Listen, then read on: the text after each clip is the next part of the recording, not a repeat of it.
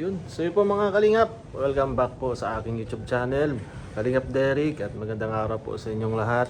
At syempre sa ngayong araw po ay magkakasama kami ulit sa Kalingap Tahanan. At syempre ayan. At syempre may katanungan lang tayo about syempre kay sa D-Rose at kay Roseanne syempre. At unang kasama natin ngayon po ay si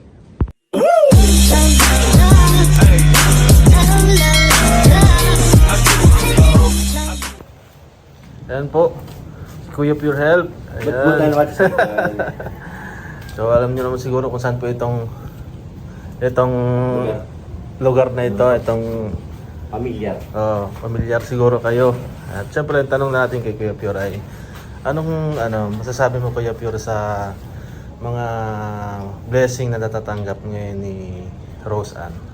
Ano yan bro, deserve nila yun na makatanggap ng ganun. At masaya tayo para sa kanilang dalawa na may mga blessings silang ganun kasi karapat dapat naman talaga sila makareceive. Tapos pati may napansin na ako, mas lalo sila naging sweet.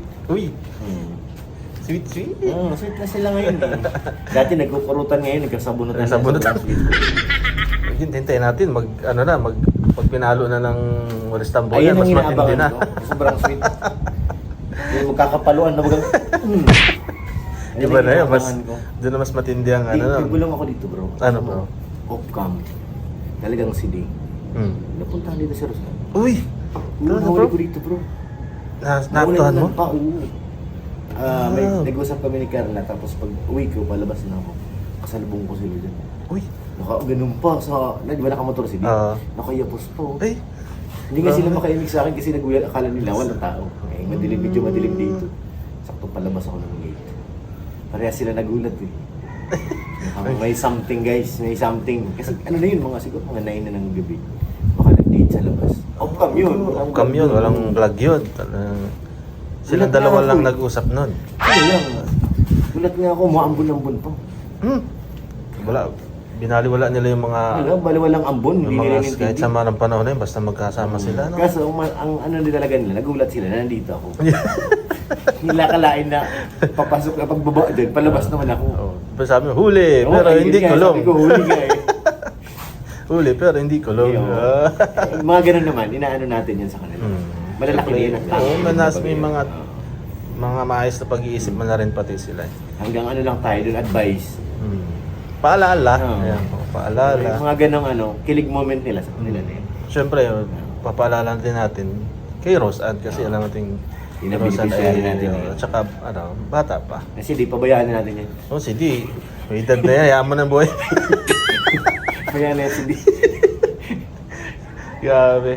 So, ang ganda mo pala nung may bago tayong nalaman, may bagong bulong si Kuya Pure Health pala. Hindi ko nga nawawala sa isip ko pag nagla-live na ako na dapat pala naikwento ko. Hindi ko talaga pag nagla-live na ako. Pag nagla-live ka, nalilimot mo na. Nalilimot ko na. Ngayon nandito ako, saka ko lang naalala kasi alam mo yung gulat na gulat sila. Pagbaba ni Roseanne sa motor. Nandyan talaga ako sa harap. Alam mo yung na-shock sila. Uy, ba't may tao dito?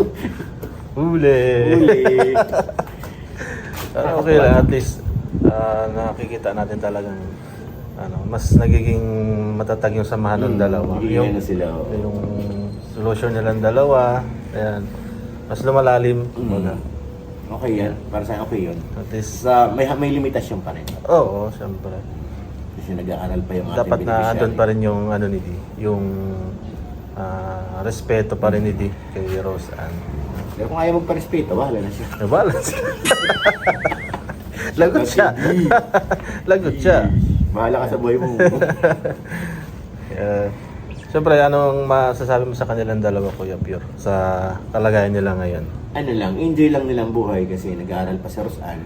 Huwag mo munang seryosohin ng kasi bata, medyo tayo mo na makatapos si Roseanne. Tapos sa kanila seryosohin ng mga bagay-bagay, kahit magpakasal na sila, wala na akong pake. Pero pag ganitong medyo alalay pa. Medyo alanganin pa sa sitwasyon. No? Tayo niya makatapos. Kaya, suporta lang tayo sa kanila. Hanggat maganda yung nangyayari, maganda yung nakikita natin. Suporta pa rin tayo sa kanilang dalawa. At syempre, lalo na kay Roseanne. Si Roseanne talagang iniingatan natin kasi yun ang beneficiary ni Kalingap. Kung si Dilang, bahala sa buhay niya. Tsaka kita mo naman talaga napakabait naman talaga ni Rosan, di ba? Mabait po yun, Oo. mabait talaga. Wala ka naman talagang masakit. Ako, nung nakikita ko si Rosan, talaga napaka ano lang din eh. Makuwela, makulit. Pero sobrang bait na bata din. Ano talaga sa nanay niya yan, yung mga pangako sa mama niya na dapat magawa niya muna bago siya lumagay sa isang lugar na yun ang Baga, ang ano siya, advanced na yung isip niya eh. Medyo matured na rin yung isip ni Rosan, kaya ang galing din para sa ganyang edad. Alam na niya yung mga priority niya. Yes.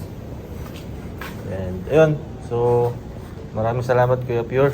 Ayan, may bago tayong nalaman. Abangan niyo. Ay, grabe yung ganda. At syempre kasama natin ngayon. Tuloy, grabe. Seryoso. Kaya seryosong masyado. Seryoso pong masyado yung kasama natin. Bakit Seryoso, kaya? Maray. Tsaka ang taas ng sikat ng araw, grabe. Ayan po, si Kaling of the Beat. Ay, grabe. Bro, bakit seryoso ka bro? Ano nangyari sa'yo? Gutom na ako, bro. Gutom. Gutom ka na? Kahit anong oras na ba? Di pa ako na-almusal, tanghalian, snack. Snack? Wala pa. Wala pa? Aray ko. Pero anong oras na? Mato na.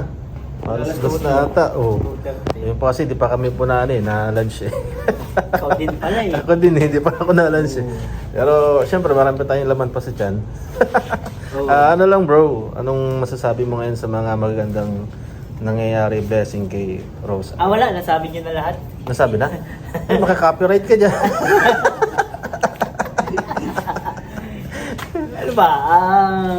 Unang-una, thank you kay Lord. Kasi Yun, oo, grabe syempre. yung grabe yung blessing na binibigay sa kanila is, more than what they need.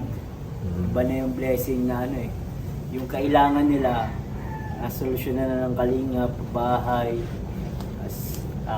tapos nag-aaral si Rosan. Kasi si Rosan, kung natatandaan ninyo, itinda lang yun ng walis, di ba? Hindi naman siya talagang kaya pag-aralin ni mama niya. Kasi kung hindi natin siya natulungan noon, scout ni Edo, wala na, hindi siya makakapag-aral.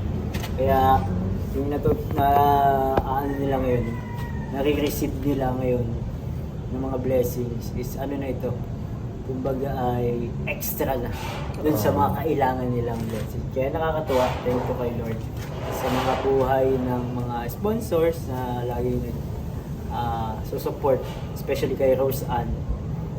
Sa D-Rose din, napaka marami ding nagsusupport sa kanila. Kaya nakakatuwa po. Sana patuloy lang, wag tayong magsawa kasi hindi lang naman si Rose ang natutulungan dito. Si Rose ang nakakatulong din sa mga viewers, sa mga sa mga supporters na nagbibigay inspirasyon sa mga kabataan na tulad niya na hindi na makakapag-aral pero nandito at magsi-second year na siya eh. Second year na siya Second ng year college. Oo. Malapit na rin, ang taon na. Malapit na. So, syempre, hindi natin nakalain talaga yun na makakapag-aral pa siya. Kasi dati meron niyang sponsor si Rose kaso nag-back out. So, kasi may nangyari ata na parang may issue tapos nag-back out yung sponsor. So, nakausap ko nun si Rose Ann dati, sabi niya parang, wala na yun. Wala na siya pag-asa, parang hindi na siya nakakapag-aral. Sabi ko, huwag ka mawala pag-asa. Kasi si Kuya Rab mo, ang kalingap, si Lord, di ka pababayaan. Natulungan ka na kumbaga, kailangan tapusin yung tulong sa kanya. Which is yung makapag-aral siya. Thank God, yun. Sinagot naman ni Lord yung mga prayers natin na may mga supporters pa rin ngayon na tumutulong sa kanya. Dahil din, syempre, sa D-Rose. Sa D-Rose. Kasi sobrang nakikita naman nila yung pagmamahalan ng dalawa. Hello. Hi! Di ba? Nakikita nyo naman ang isa din yan sa sa dahilan kung bakit hanggang ngayon ay meron pa rin sa kanila nagsusupport. Tapos na ang pabahay, okay na sila, may business, may babuyan na, si Rose nag-aaral, pero andyan pa rin, tuloy-tuloy pa rin ang support. Isa yan sa dahilan, yung D-Rose, kasi kita nila nakakapagbigay silang entertainment sa mga viewers, natutuwa. Kaya salamat din kay D kasi hindi niya sinukuhan si Rose Ann kahit marami siya nung kalaban eh. Marami ba? Oo. Ay, dami palang nakalaban ni Dee, pero siya yung nanalo. Siya yung nanalo kasi iba yung style nito, medyo aggressive. Aggressive. Kaya tulad yan siya sabi ni Kuya Prof, totoo yun. Isang beses nagpunta din kami dito ni Jomar. Dadalawin ni Jomar si Carla. Oh. Ay bibigay. Naabutan din namin dito. Nabutan nyo rin? Hindi lang si Kuya Pure ang makakapagpatunay ng din. Talagang naalabas po yan si DC kasi Rose Ann. Grabe. So yun po mga kalingap ha. Hindi lang po isang tao ang Yes, totoo yan. ang nagpatotoo ng kwentong yan, kundi may iba pa. Kasama na rin sila Kalingap David. Talangin niyo pa si Jomar. Tanungin niyo pa po Si si Papa Joms, yan, si Kalingap Jomar. Siguradong pare-parehas lang po ang sasagot nila. Yes, totoo yan. Basta sa mga sumusuporta po, yan, kila Rose Ann, sa D-Rose, yan, maraming salamat po. Sana wag po kayong magsawa na sumuporta sa kanilang dalawa, kay Rose Ann at syempre sa Team Kalinga po. At sa lahat ng mga nandito sa sa bumubuo ng mga Team Kalingap. Yes. Sa mga K-Boys po, sa Kuya Kalingap Bal, Tahanan, kay Kuya Kuya Bal, kay Ate Edna po, ayan. Kay Kalingap Rob, kay Jack po, maraming salamat. So papakisuportahan nyo rin po ang mga channel namin, Kalingap David, ayan. Kay Pure Health, ayan. Sa mga iba po pong kasama natin kasi Busy sila. busy pa sila, nasa loob pa. Kaya abangan nyo rin po ang ang vlog nilang dalawa ulit sa mga naghihintay. D-Rose Ito po. na ang Ayan, pinakamatinding D-Rose. vlog ng D-Rose. Ito na. Ayan. So maraming salamat po at huwag niyo rin po kalimutan supportahan Kalingap Derek po, also known as Tiny. Derek. Ayan. So, God bless po sa inyong lahat and bye-bye!